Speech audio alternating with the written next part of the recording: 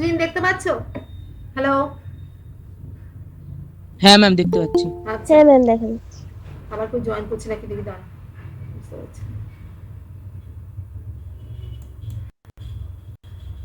Join করছে আরেকজন, আর ঢুকছে, দাঁড়া এটা অ্যাডমিট করিয়ে নি।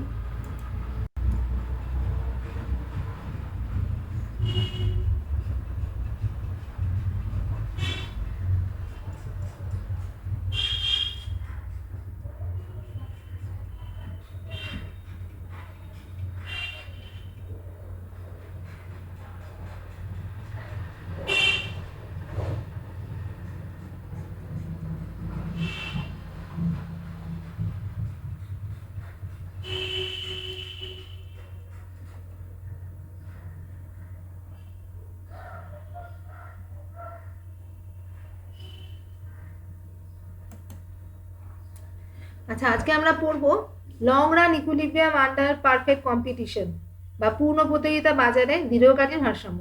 আমরা আগের দিন কি পড়েছিলাম? শর্ট রান ইকুইলিব্রিয়াম বা স্বল্পকালীন ভারসাম্য। যোগান রেখাটা তো কালকে রেকর্ডিং অর্ধেকটা হয়েছে, ওটা পরে আমি কমপ্লিট করবো। ওটা একটু টাফ আছে টপিকটা, গত বছর এসেও গেছে, কিন্তু ছোট ছোট পার্ট পার্ট কোয়েশ্চেন দেয়, সেটা দেখি আমি আগে এটা পড়িনি তারপর করবো। এটা সোজা আছে, শক্ত হবে না। আচ্ছা, তো আবার দেখো জয়েন করছে, দাঁড়া 1 মিনিট। জয়েনই হয়ে যাবে সারাক্ষণ।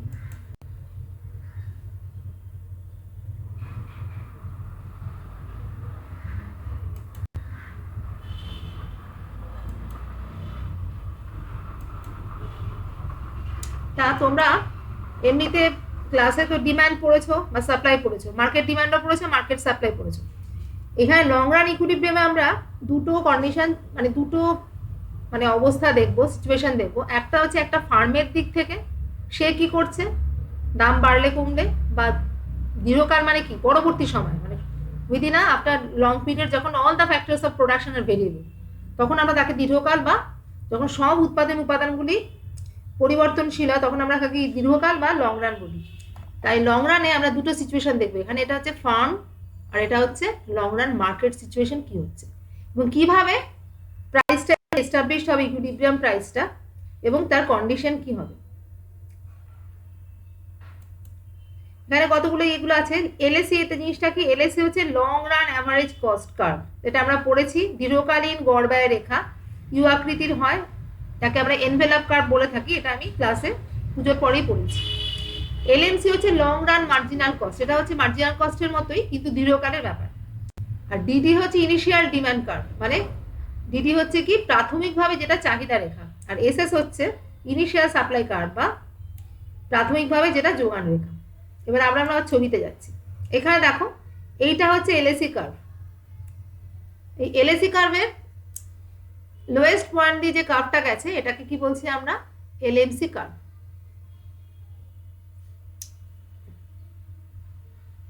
দেখো এলএমসি কার্ভ এখানে আমাদের প্রাথমিকভাবে ফার্মের চাহিদা রেখা হচ্ছে AR0 MR0, আর ইন্ডাস্ট্রি বা শিল্পের চাহিদা রেখা হচ্ছে ডিডি। এটা হচ্ছে শিল্পের চাহিদা রেখা, এটা হচ্ছে, এটা কাকে বোঝাচ্ছে? এটা হচ্ছে শিল্পের অবস্থাকে বোঝাচ্ছে, মানে পুরো শিল্প কি হয়, অনেকগুলো ফার্ম বা অনেকগুলো এই নিয়ে একটা শিল্প তৈরি হয়, শিল্প বা ইন্ডাস্ট্রি, যে ইন্ডাস্ট্রির অবস্থাটা বোঝাচ্ছে হচ্ছে এইটা।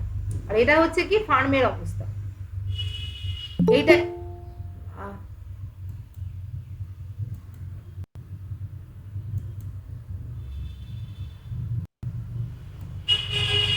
এটা হচ্ছে ফার্মের অবস্থা আর এটা হচ্ছে ইন্ডাস্ট্রি অবস্থা।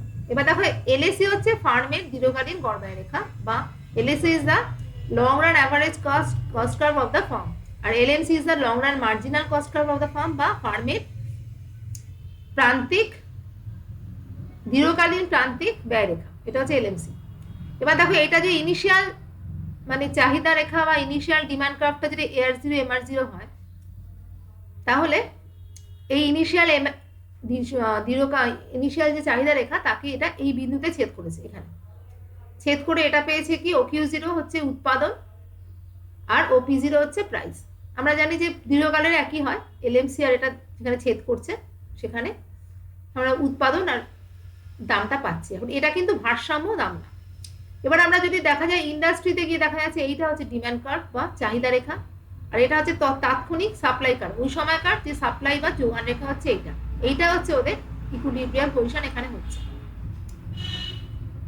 এইবার দেখো আমরা এখানে দেখতে পাচ্ছি যে এলএসি কার্ভটা অনেক নিচে এবং ডিমান্ড কার্ভটা অনেক উপরে। তার মানে ফার্ম একটা এখানে দেখানো হয়নি, একটা হিউজ প্রফিট বা প্রচুর পরিমাণে মুনাফা অর্জন করছে। তাহলে একটা শিল্প, তাতে অনেকগুলো ফার্ম থাকে। ধরো এটা হচ্ছে একটা যন্ত্রাংশের শিল্প, মানে ছোট ছোট যে ফ্যাক্টরির যে ইলেকট্রনিক মেশিনারি হয় বা ইলেকট্রনিক যন্ত্রাংশ হয়, সেই যন্ত্রাংশের শিল্প। অনেকগুলো ABCD, অনেকগুলো ফার্ম আছে, ABCDEFG করে ফার্ম আছে অনেকগুলো। সেই সবকটা ফার্ম নিয়ে ওই যন্ত্রাংশ শিল্পটা তৈরি হচ্ছে। এবার একটা ফার্মের সিচুয়েশনে দেখতে পাচ্ছি আমরা এলএসি কার্ভটা অনেক নিচে এবং ডিমান্ড কার্ভটা অনেক উপর দিয়ে গেছে। তার মানে এটা কি, এখানে একটা বিরাট প্রফিট করছে ফার্মটা। মানে যন্ত্রাংশ শিল্প একটা প্রফিটেবল ইন্ডাস্ট্রি বা লাভবান শিল্প। এইভাবে এই ফার্মটা যদি প্রফিট করে, BCD সবকটা ফার্মই প্রফিট করবে। সবকটা ফার্ম যদি প্রফিট করে তাহলে ইন্ডাস্ট্রিতে প্রচুর প্রফিট হবে। অন্য বাইরে যেসব ফার্ম অন্যান্য শিল্পের সঙ্গে যুক্ত আছে, তারা দেখবে বাহ, এটা বেশ ভালো তো, যন্ত্রাংশ শিল্পেতে অনেক প্রফিট হচ্ছে, আমরা সবাই যন্ত্রাংশ শিল্পে যোগদান করি। তারা প্রত্যেকেই যন্ত্রাংশ শিল্পটা করতে থাকবে। করতে করতে এখানে যত হবে কি, তাহলে অনেক বেশি ফার্ম এখানে জয়েন করবে। জয়েন করতে করতে কি হবে, ফার্মের সাপ্লাইটা বাড়বে। সাপ্লাই বাড়তে বাড়তে এখানে গিয়ে সাপ্লাই পৌঁছবে। তবে এখানে আরেকটা ডিমান্ড কার্ভ আছে, AR1 MR1, আর এটা আছে AR2 MR2। এই দুটো ডিমান্ড কার্ভ আছে। AR1 ডিমান্ড 1 মানে এই ডিমান্ড কার্ভ, এই যে এইখানটা ডিমান্ড কার্ভটা, এখানে নতুন একটা সাপ্লাই কার্ভ তৈরি হবে। কেন সাপ্লাই কার্ভ তৈরি হবে, অনেক ফার্ম জয়েন করেছে, তার জন্য কি ফার্মের সাপ্লাই বেড়ে যায়। সাপ্লাই বাড়লে সাপ্লাই কার্ভটা ডান দিকে শিফট করে, আর সাপ্লাই কমলে সাপ্লাই কার্ভটা কি নিচের দিকে বাঁ দিকে শিফট করে। তাহলে সাপ্লাই অনেক বেড়ে গেছে, প্রচুর ফার্ম জয়েন করেছে, তাই সাপ্লাই কার্ভটা শিফট করে S1 হয়ে গেল। এখানে দেখো ডিমান্ড কার্ভের সঙ্গে ছেদ করে এটা একটা পয়েন্ট হলো। এইবার যদি ক্রমশ একটা সাপ্লাই, একটা জিনিসের মানে অনেক ফার্ম যদি এই ফ্যাক্টরিটায় জয়েন করে বা ইন্ডাস্ট্রিতে জয়েন করে, তাহলে প্রচুর প্রোডাকশন হবে। এখন যত বেশি প্রোডাকশন হবে, কেনার লোক চাইতো, দেখা যাচ্ছে মার্কেটে অতটা ডিমান্ড নেই। আগে কম ডিমান্ড ছিল, কম প্রোডাকশন হচ্ছিল, ফার্মগুলো প্রফিট করছিল। কিন্তু এখন কি দেখা যাচ্ছে, এত প্রোডাকশন বেড়ে গেছে, অত কেনার মতো লোক নেই। তার ফলে কি হবে, এক্সেস প্রোডাকশন বা অতিরিক্ত যোগান হবে। অতিরিক্ত যোগানে কি হয়, দামটা কমে যায়। যত যোগান বাড়ে, দাম আস্তে আস্তে কমে। অতিরিক্ত যোগান যদি চাহিদার থেকে যোগান বেশি হয়, বা supply is better than demand, there will be a decrease in price. চাহিদার থেকে যদি যোগান বেশি হয়, তাহলে সেখানে একটা তোমার কি হবে, চাহিদার থেকে যোগান বেশি হলে সেখানে একটা দামের ফল করবে। দাম যত ফল করতে শুরু করবে, দেখা যায় দাম প্রথমে ছিল P0, ওখান থেকে আস্তে আস্তে আস্তে P1 এলো, দাম কমতে কমতে কমে আরো নেমে গিয়ে P2 চলে গেল। এবার P1 পজিশনটা ফার্মে দেখা যাচ্ছে নো প্রফিট নো লস। কালকে আমি পড়িয়েছি, এটা কোনো প্রফিটও হচ্ছে না, কোনো লসও হচ্ছে না। কেন, এখানে এলএসি কার্ভের প্লাস পয়েন্ট এটা এখানে টাচ করেছে। তো এখানে যেটা রেভিনিউ হবে ফার্মে, সেটাই তার ব্যয় হবে। তার ফলে কোনো রকম প্রফিট বা লস বা লাভ বা ক্ষতি হচ্ছে না। এটা হচ্ছে ব্রেক ইভেন পয়েন্ট, কালকে আমি বলিয়েছি। তারপর দাম আরো নেমে গেল, চলে এলো P2তে। P2তে যে দামে নেমে গেল, তখন দেখা যাচ্ছে কি চাহিদা রেখা, এটা হচ্ছে কি এলএসি রেখা, এটা চাহিদা রেখা, এটা এলএসি রেখা। চাহিদা রেখা এলএসি রেখা নিচে চলে আসছে। নিচে হলে কি হবে, কালকে বলেছি লস হবে। যখন লস হবে, তখন বেশিরভাগ ফার্ম দেখবে বাড়ে, এটা তো ভালো লাভবান শিল্প ছিল, আমরা লাভ যা করার করে নিচ্ছি, আমরা এখানে আর থাকবো না বলে মার্কেট থেকে যারা নতুনভাবে যে ফার্মগুলো প্রফিটের দেখে আশা করে ঢুকেছিল, প্রফিটের লোভে ঢুকেছিল, তারা মার্কেট থেকে বেরোতে থাকবে। কি হবে, আস্তে আস্তে সাপ্লাই কার্ভটা ডান দিকে শিফট করে থাকবে, ডান দিকে সরতে থাকবে। সরতে সরতে কোথায় আসবে, SS2-তে আসবে। এখানে একটা সিচুয়েশন হবে, প্রাইসটা নেমে গেছে P2-তে, এই যে SS2-তে চলে আসবে, সাপ্লাই ডিমান্ড ইকুইলিব্রিয়াম এখানে হবে। এইবার যেই সাপ্লাই কার্ভ লোকে বেরোতে শুরু করলো, তখন কি হলো, প্রোডাকশনটা কমতে শুরু করলো। প্রোডাকশন কমতে শুরু করার জন্য কি হবে, সাপ্লাইটা কম হবে। ডিমান্ড একই আছে কিন্তু সাপ্লাই কম হবে, এক্সেস ডিমান্ড তৈরি হবে। এক্সেস ডিমান্ডের জন্য কি হবে, আস্তে আস্তে দামটা বাড়তে থাকবে। বেড়ে বেড়ে কোথায় এসে স্টেবিলাইজড হবে, এই পয়েন্টে। তাহলে আগে দাম ছিল P0 থেকে, সেখানে অতিরিক্ত মুনাফার জন্য প্রথমে এত ফার্ম জয়েন করলো যে দামটা কমে গিয়ে P1 হলো। এবং তখন ফার্মের প্রত্যেকের no profit no loss situation, বা যেটা বলছি আমরা লাভ না ক্ষতি, এই অবস্থায় এলো। তারপর আরো দাম কমে গেল, মানে ওই প্রোডাকশনও লোকের মার্কেটে তখন দেখা যাবে এক্সেস ডিমান্ড নেই, ওইটা কেনার মতো চাহিদা নেই, তখন দাম আরো কমে গেল। দাম আরো যখন কমে পিটুতে হলো, তখন যারা যেসব ফার্মগুলো এক্সট্রা ঢুকেছিল, এই সাপ্লাই কাপ যাদের জন্য বেড়েছিল, সেই ফার্মগুলো কি হবে, ওখান থেকে আস্তে আস্তে বেরিয়ে চলে যাবে। বেরিয়ে চলে গিয়ে এটা চলে আসবে কোথায়, সাপ্লাই কাপটা আরো সরে গিয়ে তোমার S2 তে হবে। এইবার যখন দেখা যাবে আস্তে আস্তে লাস্টে S2 তে গিয়ে পৌঁছলো দামে পিটুর সময় এক্সিস্টিং ফার্মগুলো ছিল, আরো ফার্ম জয়েন করেছে বলেই দামটা P1 থেকে নেমে P2 তে হয়েছে। তখন এই ফার্মগুলো যে S2 তে যে সাপ্লাই কার্ভটা ছিল, এটা তখন কি হবে, আস্তে আস্তে ফার্মগুলো বেরোতে শুরু করবে। যত বেরোতে শুরু করবে সাপ্লাই কার্ভটা দেখো S1 এ চলে আসবে। S1 এসে গিয়ে এটা একটা স্টেবিলাইজার বা একটা স্থিতিস্থাপক জায়গায় আসবে, যেখানে তোমার ভারসাম্যটা পাবো আমরা। তাহলে ভারসাম্যর বিন্দু হবে হচ্ছে কি, এইটা হবে ভারসাম্য বিন্দু, যেখানে দেখা যাচ্ছে কি এলএসি কার্ভটার লোয়েস্ট পয়েন্টে AR1 MR1 লেখাটা টাচ করেছে। তাহলে দেখো এখানে লিখেছে F is the equilibrium situation, এটা ই হবে। Just a minute.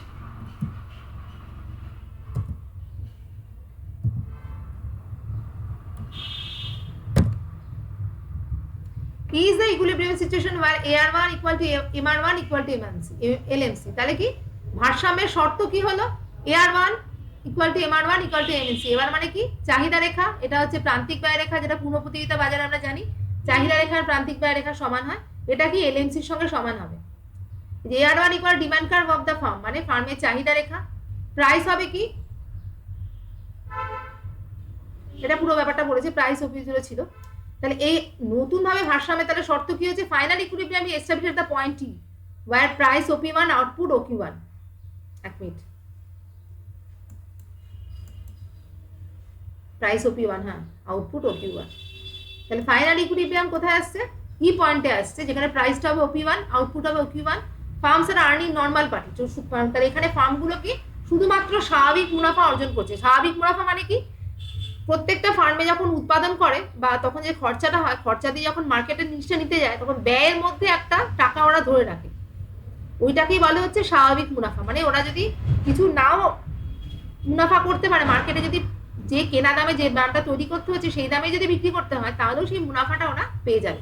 মানে টোটাল রেভিনিউ যদি টোটাল কস্টের সঙ্গে বা মোট রেভিনিউ মোট ব্যয়ের সঙ্গে যদি সমান হয়, তাহলেও কিন্তু স্বাভাবিক মুনাফা অর্জন করে। তাহলে ফার্মস রানিং নর্মাল প্রফিট মানে স্বাভাবিক মুনাফা অর্জন করছে। ই is the long run equilibrium point. ই হচ্ছে কি লং রানের ভারসাম্য বিন্দু। At the minimum point of the LAC curve, LAC কার্ভে মিনিমাম পয়েন্টে ভারসাম্যটা এস্টাবলিশ হয়েছে। এটা হচ্ছে কি এফওসি, ফার্স্ট অর্ডার কন্ডিশন হচ্ছে কি AR equal to MR equal to P equal to LSC equal to LMC।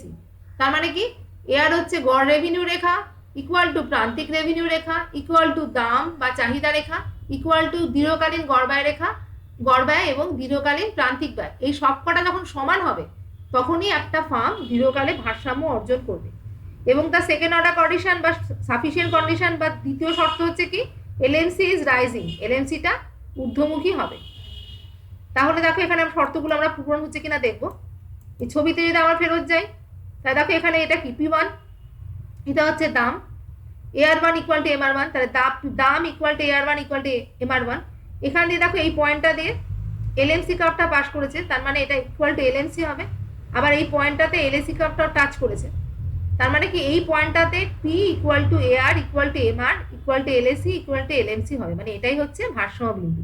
এবং শর্ত অনুযায়ী দেখো LMC কার্ভটা রাইজিং মানে উপর দিকে উঠছে, তার মানে এটাকে বলবে কি ভারসাম্য বিন্দু। তাহলে এই বিন্দুতে ভারসাম্য এসেছে, এটাকে আমরা কি বলবো, ফার্মের দীর্ঘকালীন ভারসাম্য। এটুকু কি বুঝতে পেরেছো? হ্যালো হ্যালো, হ্যাঁ ম্যাম বুঝতে পেরেছি। এটা সোজা আছে, আমি নোটটা দিয়ে দিচ্ছি। নোটটা কি আমি সোমবার আপলোড করেছিলাম, আবার কি আপলোড করবো আজকে, রেকর্ডিংটা দিয়ে দিচ্ছি। শর্ট রান সাপ্লাই কার্ভটা একটু শক্ত, ওটা দেখছি, ওটা আমি অন্যগুলো পড়িয়ে নিই, ওটা যদি অফলাইনে হয় খুব সুবিধা হয়। এটা কি করছে এরা, কবে খুলবে কে জানে। এটা বুঝতে পেরেছো তো? আমি নোটটাকে আবার আপলোড করে দেবো, নোটটা আবার দিয়ে দেবো, না সোমবার থেকে দেখতে পারবে? আমি নোট আবার দিয়ে দিচ্ছি। না ম্যাম নোটটা একটু দিয়ে দিন। নোটটা আমি সোমবার দিন দিয়েছি, আবার দিয়ে দিচ্ছি, ঠিক আছে? ওকে, তাহলে এইটুকু আচ্ছা থাক ম্যাম, আজকে। Thank you. হ্যাঁ থ্যাংক ইউ না, এইটুকু। আর ওই যেটা কালকে গন্ডগোল হয়েছিল ওটা রেকর্ডিংটা কিন্তু আমি দিয়ে দিয়েছি। রেকর্ডিংটা তোমরা একটু শুনো, বারবার করে শুনলে ওটা মাথায় ঢুকবে, তারপর পরে আমি পড়াবো ওটা। ঠিক আছে? আচ্ছা ম্যাম। ওকে।